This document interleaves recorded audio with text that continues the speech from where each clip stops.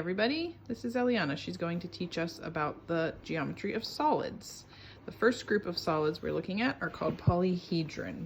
They are made up of polygons. All of the faces, all of the flat surfaces are polygons. Flat surfaces.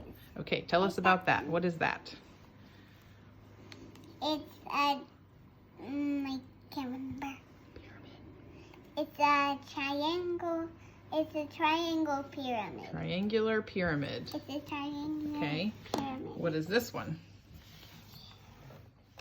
It's a square pyramid with a triangle on the side. How do you know it's called a square pyramid?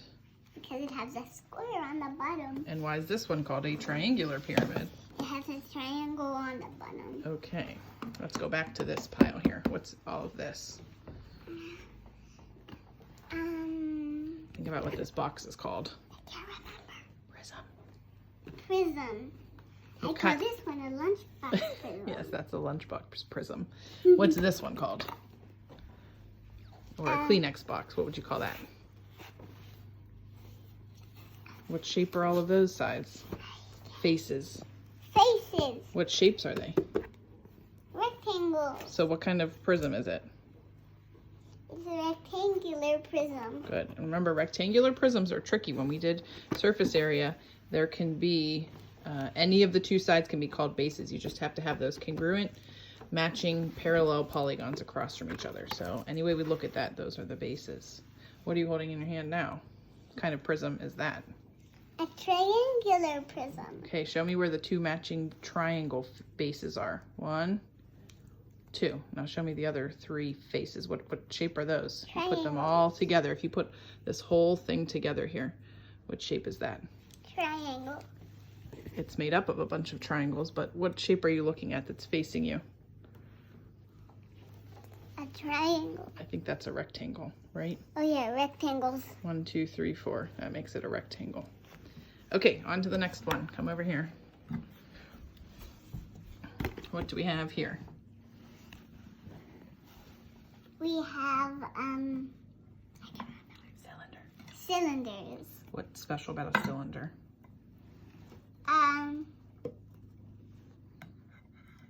It has two faces on the top and the bottom. And what shape are they? Circles. Good. Are they matching circles? Are they the same size? They're matching circles. Perfect. We call that congruent circles. And that's my favorite. What is that? Tomato juice. Okay, moving on to this pile. Whoa, what's this big one here? Sphere. Sphere. Good job. Sphere. What's this also? It's a sphere too. A what? Sphere. Good job. And they can be different sizes, and spheres, just like circles, have a radius. You have to kind of drill into the middle of the ball to find its center. That's the center of the sphere. Like the Earth. You're right. That's a very good example. Okay, what's over here? What did you find on your hunt for solids? What shape do we call these things? What do you think?